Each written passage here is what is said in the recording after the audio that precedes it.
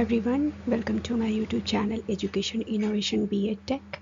Today we are going to discuss about nurturing inclusion. Under this unit we will cover what is disability, what is a learning disability, types of disabilities, symptoms and characteristics of different disabilities, myths and reality about learning disabilities.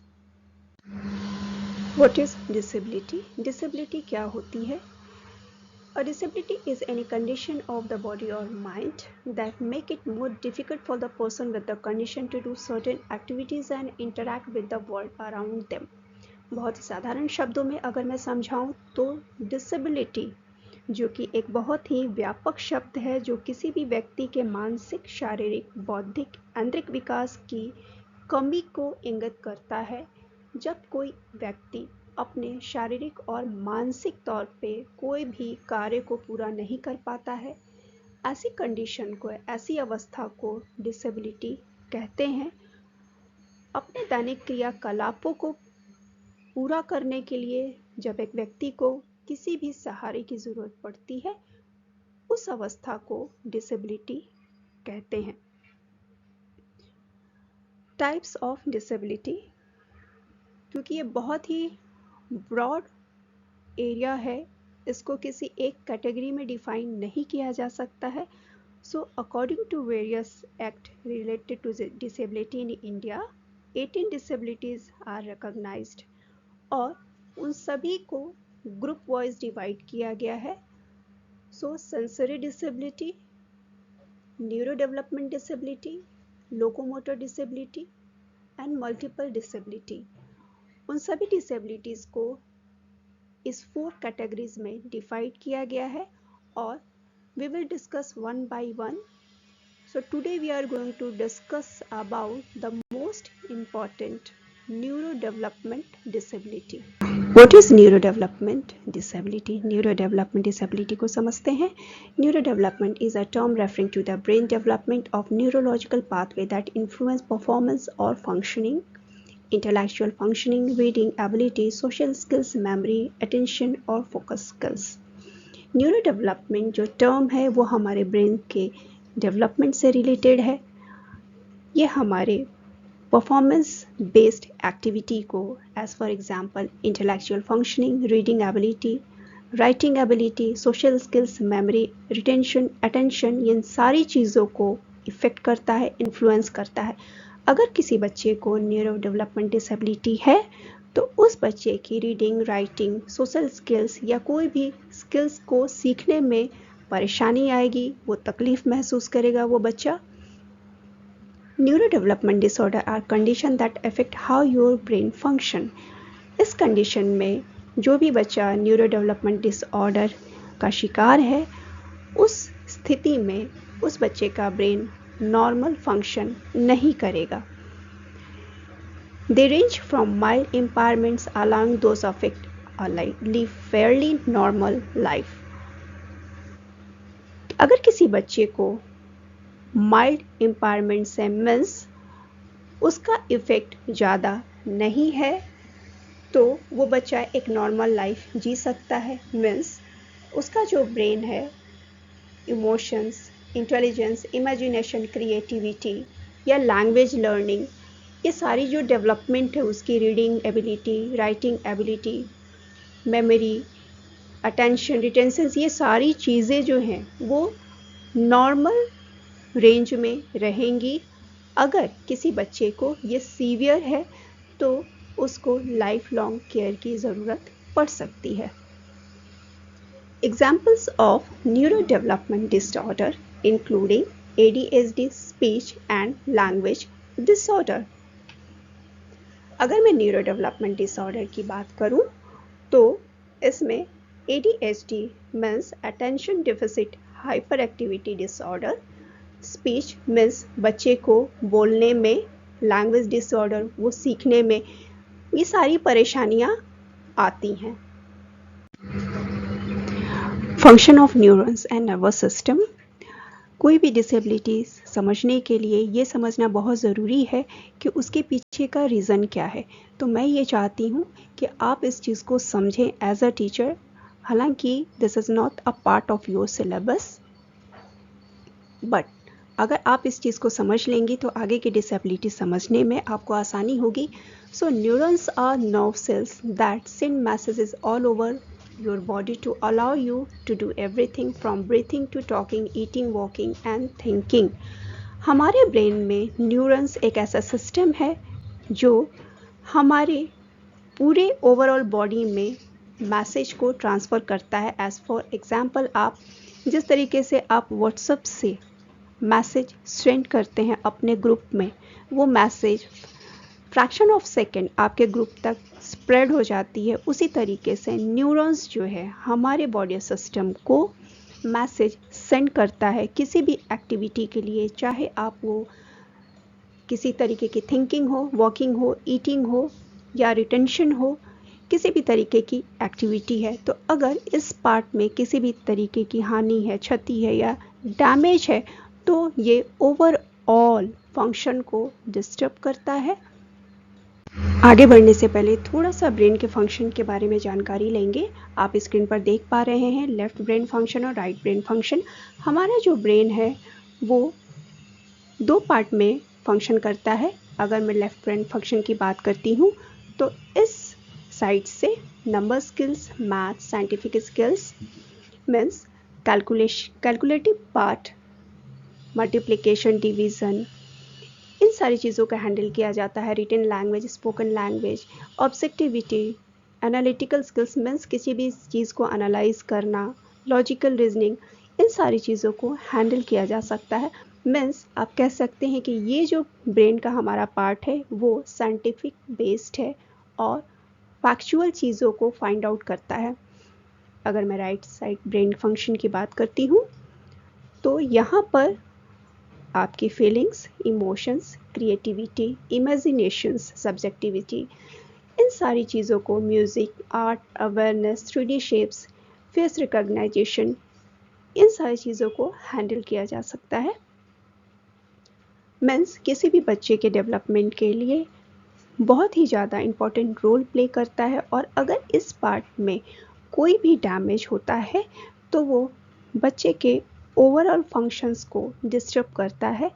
और ये both part बहुत ही important role play करते हैं बच्चे के physical, emotional, social और educational development के लिए.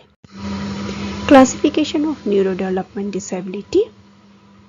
The first is autism spectrum disorder, जिसके 3 सब टाइप्स हैं. A is Asperger's syndrome, B is pervasive development disorder impairment, and the third is autism. Second is specific learning disability, attention deficit hyper disorder, जिसको short form में ADHD कहते हैं, intellectual disability, and the fifth is communication disorders or speech impairment. One by one in सारी disease को discuss करेंगे. So first we will discuss about the autism spectrum disorder. Autistic spectrum disorder. Recently experts talk about different types of autism such as autistic disorder, Asperger's syndrome and pervasive development disorder, not otherwise specified. Researchers ने जितने भी autism पर अभी तक research किए हैं उसमें उसके जितने भी सब टाइप्स पता चले हैं, फाइंड आउट हुए हैं, उन सभी को ऑटिज्म स्पेक्ट्रम डिसऑर्डर के अंडर रखा गया है. As for example autistic disorder, Asperger's syndrome, pervasive development disorder, not otherwise specified. Autism spectrum disorder includes social communication and behavior challenges. जो भी बच्चा इस सिंड्रोम से पीड़ित होता है उसे सोशल कम्युनिकेशन और बिहेवियर चैलेंजेस का सामना करना पड़ता है. वो बच्चा नॉर्मल बिहेव नहीं कर पाता है. This problem can be mild, severe और समवेयर इन बिटवीन.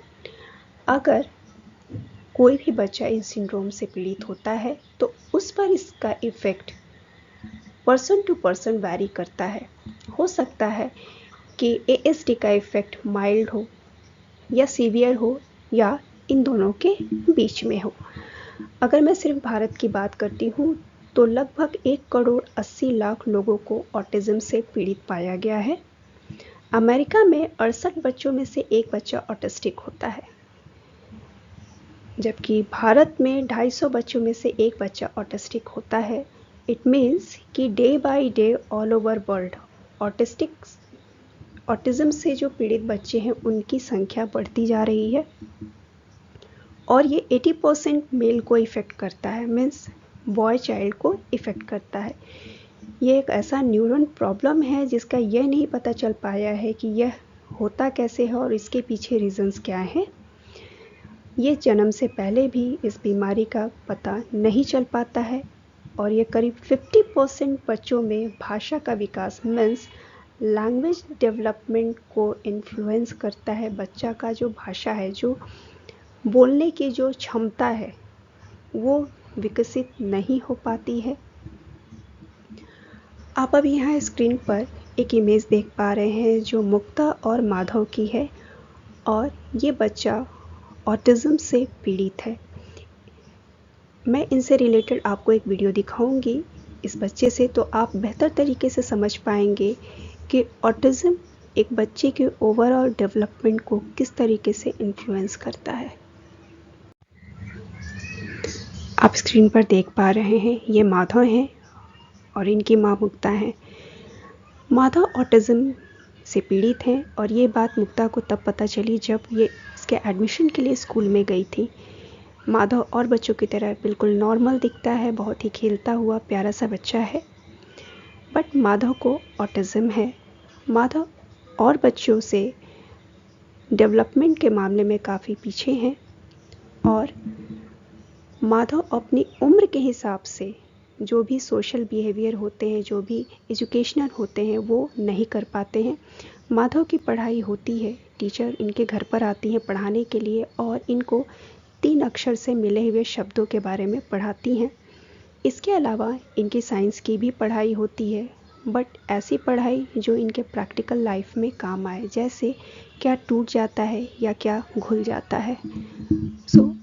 माधव को अगर आप ध्यान से देखेंगे तो वो पंजे पर चलते हैं और इनका जो डेली एक्टिविटी है वो बहुत ही आम बच्चों से बिल्कुल डिफरेंट है। ये वीडियो दिखाने का पर्पस सिर्फ मेरा इतना यहाँ पर है कि एज ए टीचर आपको ये पता होना चाहिए कि जो बच्चे इस तरीके के सिंड्रोम से पीड़ित हैं वो किस तरीके की फिज़िकल, मेंटल या इमोशनल उनका बिहेवियर होता है, ताकि आप एज ए टीचर आप उसको समझ सकें। There is a strong sensory issue with autism spectrum disorders. Young children actually may become deaf, yet that same child may be very sensitive to everyday sound that you and I would not even be aware of that. जो भी बच्चा autism syndrome से पीड़ित होता है वो बच्चा young age में इसकी बहुत ज़्यादा पॉसिबिलिटी होती है कि वो बहरापन का शिकार हो जाए और एट द सेम टाइम वो कभी कभी उस साउंड को भी सुन सकता है जो मैं और आप नोटिस भी नहीं कर सकते हैं। There may be an over reaction to some touch, taste, sights and smells और अंडर रिएक्शन। ये बच्चे कभी कभी ओवर रिएक्शन करते हैं या कभी कभी बिल्कुल भी रिएक्ट नहीं करते हैं किसी भी साउंड, टच, टेस्ट और स्मेल्स को लेकर के। Intellectual functioning consist of uneven pattern, क्योंकि इसके इफ़ेक्ट वेरी करते हैं पर्सन टू पर्सन, ये अनइवन पैटर्न में देखने को भी मिल सकता है। Some individuals with autism spectrum disorder may have exceptional skills such as drawing, music, computations in math और memorization skills। जो भी बच्चा ऑटिज्म से पीड़ित होता है वो बच्चा ऐसा बिल्कुल भी नहीं है कि इंटेलिजेंट नहीं है, बट वो सेम थिंग को डिफरेंट वे से सोचते हैं और सीखना चाहते हैं। अगर मैं यहाँ पर एक एग्जांपल दूँ, तारे ज़मीन पर, इस मूवी के पहले बहुत ही कम लोग ऑटिज्म के बारे में जानते थे। इस मूवी में यह दिखाया गया है कि वो बच्चा ऑटिज्म से पीड़ित है और वो ना तो सब्जेक्ट को समझ पा रहा, ना ही लेटर्स को समझ पा रहा है। उसकी प्रॉब्लम को उसके पेरेंट्स नहीं समझ पाते हैं। इवन सोसाइटी में भी इस बारे में बहुत ही कम लोग जागरूक हैं। लास्टली उसको एक टीचर मिलते हैं जो उसकी प्रॉब्लम को समझते हैं और उसके हिसाब से उसको गाइडेंस प्रोवाइड करते हैं और वो बच्चा अपने सभी दोस्तों से ज़्यादा इंटेलिजेंट निकलता है। सो इसका ये बिल्कुल भी मतलब नहीं है कि जो बच्चे इस सिंड्रोम से पीड़ित हैं वो इंटेलिजेंट नहीं है। हो सकता है कि वो किसी एक एरिया में उसका इंटरेस्ट हो और वो उसमें बहुत अच्छा करे, as for example music, drawing या competition in math, logical reasoning. ये बच्चे इन सारे एरियाज़ में काफ़ी स्ट्रॉन्ग पाए गए हैं। यहाँ मैं आपकी जानकारी के लिए बता दूँ कि 2 अप्रैल को वर्ल्ड ऑटिज़म डे मनाया जाता है और अभी भी हमारी सोसाइटी में इस बीमारी से, इस सिंड्रोम्स के बारे में बहुत कम लोग जागरूक हैं।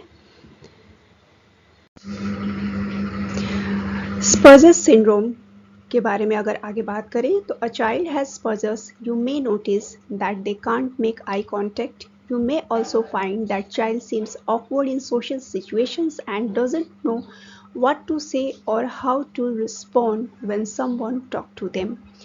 Basically ये जो सिंड्रोम है वो बच्चे के या पर्सन के सोशल बिहेवियर को बहुत ज़्यादा इफ़ेक्ट करता है। जब इस तरीके से पीड़ित व्यक्ति से आप सोशली बात करेंगे, सामने से बात करेंगे, तो वो आई कांटेक्ट नहीं करेंगे और उनको ये नहीं पता होगा कि उनको क्या रिस्पॉन्ड करना है। दिस में miss social cues that are obvious to other folks like body language और एक्सप्रेशन ऑन पीपल फेसेस। इसके शिकार जो बच्चे होते हैं या जो लोग होते हैं वो लोगों के हाव भाव को नहीं समझ पाते हैं या अपनी फीलिंग्स को भी वो एक्सप्रेस नहीं कर सकते हैं। उनको फ़र्क करना कठिन हो जाता है। For instance they may not realise that when somebody cross their arms and scowls they are angry. अगर कोई इनके सामने गुस्सा भी कर रहा है या खुशी प्रकट कर रहा है तो ये उस फ़र्क को समझ नहीं पाते हैं और रिस्पॉन्ड नहीं कर पाते हैं। Another sign is that child may not show few emotions. वो अपनी भावनाओं को व्यक्त नहीं कर सकते, अपनी फीलिंग को एक्सप्रेस करना उनके लिए बहुत ही कठिन हो जाता है। They may not smile when they are happy और लाफ एट अ जोक। क्योंकि वो अपनी भावनाओं को एक्सप्रेस नहीं कर पाते हैं, सामने वाले की बातों को समझ नहीं पाते हैं, उनकी भावनाओं को नहीं समझ पाते हैं, बॉडी लैंग्वेज को नहीं समझ पाते हैं, तो ये जो सिंड्रोम है इस तरीके से उनके कम्युनिकेशन स्किल्स को, सोशल स्किल्स को इन्फ्लुएंस करता है। क्योंकि इस तरीके से पीड़ित बच्चे के सामने जब आप स्माइल करेंगे या जोक करेंगे तो वो अपने एक्सप्रेशन को एक्सप्रेस नहीं कर पाएगा। वो ये नहीं समझ पाएगा कि सामने वाला जो व्यक्ति है उनके सामने जोक कर रहा है या मजाक कर रहा है या हंस रहा है। वो उनकी भावनाओं को नहीं समझ पाएंगे और ना ही वो उसको रिस्पॉन्स दे पाएंगे। स्पर्जस सिंड्रोम ये माइल्डेस्ट फॉर्म होता है ऑटिज्म का और मोस्ट इम्पॉर्टेंट थिंग ये है कि ये बॉयज़ को 3 टाइम्स मोर इफ़ेक्ट करता है as compare to girls. Means ये मेल को ज़्यादा इफ़ेक्ट करता है, ज़्यादा हार्म करता है as compare to female. Asperger's syndrome is mildest compare to other ASD। ये सबसे कम इफ़ेक्टिव है। Children with as frequently have normal to above average intelligence. As a result, some doctors call it high functioning autism. Doctors के according ये high functioning autism है क्योंकि जो भी इंसान इस सिंड्रोम से पीड़ित होता है उसका दिमाग जो है वो अलग तरीके से काम करता है। वो हर चीज़ को अलग तरीके से सोचते हैं। मीन्स वो अगर आप साधारण भाषा में कहें तो वो हाई लेवल इंटेलिजेंस माइंड रखते हैं और वो उस तरीके से सोचते हैं। ऐसे बच्चे काफ़ी ज़्यादा इंटेलिजेंट होते हैं और उनका जो लॉजिकल थिंकिंग होता है वो काफ़ी स्ट्रॉन्ग होता है। इनकी म्यूज़िक, मैथ या कंप्यूटर साइंस में काफ़ी ज़्यादा स्ट्रॉन्ग पकड़ होती है। आप कह सकते हैं कि ये काफ़ी जुनूनी किस्म के व्यक्ति होते हैं। जो भी इंसान इस सिंड्रोम से पीड़ित होते हैं उनको किसी भी खास क्षेत्र में अगर इंटरेस्ट होता है या किसी बुक पे इंटरेस्ट है या किसी सब्जेक्ट में इंटरेस्ट है वो उसको काफ़ी इंटेंस होकर के पढ़ते हैं और जिस भी क्षेत्र में इनका इंटरेस्ट होता है उसमें काफ़ी अधिक वो मन लगा करके काम करते हैं और काफ़ी आगे नाम कमाते हैं। सो इस बीमारी से जो पीड़ित लोग होते हैं, आप बोल सकते हैं कि वो काफ़ी डेडिकेटेड होते हैं। और ये जो बच्चे हैं, जो भी इंसान इस सिंड्रोम से पीड़ित होते हैं, वो अपनी भावनाओं को एक्सप्रेस नहीं कर पाते हैं। जब वो बात करते हैं तो वो एक रोबोटिक टोन में बात करते हैं जिसमें कोई फीलिंग्स नहीं होते हैं। या ऐसे बच्चे किसी भी एक टॉपिक पर काफ़ी लंबे समय तक बात कर सकते हैं या खुद से भी बातें कर सकते हैं। ऐसे बच्चों को बदलाव पसंद नहीं आता, चेंजेस पसंद नहीं आते हैं और वो माइट बी कि वो एक ही चीज़ को नाश्ते में खाना पसंद करें। तो ये सिम्टम्स हैं एस्पर्जर सिंड्रोम के। अगर मैं कहूँ कि ऐसे जो बच्चे हैं जिनको ये सिंड्रोम से पीड़ित हैं, अडल्टहुड में उनको हाई रिस्क होता है एंजाइटी और डिप्रेशन का। So but anxiety and depression is not a kind of disease. अगर मैं एलन मस्क की बात करूं तो वो इस सिंड्रोम से पीड़ित हैं और एलन मस्क को आज कौन नहीं जानता है, क्योंकि ये पूरी दुनिया के सबसे रिच पर्सन है और टेस्ला के संस्थापक हैं। ये 185 बिलियन के संपत्ति के मालिक हैं और ये खुद इन्होंने ये बात स्वीकारा है कि ये एस्पर्जर सिंड्रोम से पीड़ित हैं। सो अगर क्योर की बात करें तो इसके लिए कोई भी वैक्सीनेशन नहीं है। हाँ, काउंसलिंग इसके लिए इम्पॉर्टेंट रोल प्ले कर सकता है। जो बच्चे एस्पर्जर सिंड्रोम से पीड़ित होते हैं उन बच्चों को ऐसे माहौल में रखा जाता है जहाँ शांति हो, पीस हो और सोशल एक्टिविटी ज़्यादा हो। सो एस्पर्जर सिंड्रोम जो है, इससे पीड़ित जो बच्चे हैं, ऐसा नहीं है कि वो उनमें थिंकिंग पावर कम है या वो स्मार्ट नहीं होते हैं, ऐसा कुछ भी नहीं है। वो काफ़ी स्मार्ट होते हैं और इंटेलिजेंट होते हैं, बस उनके सोचने का तरीका अलग होता है। So thank you so much. If you like my session, please like, share and subscribe. See you in the next session.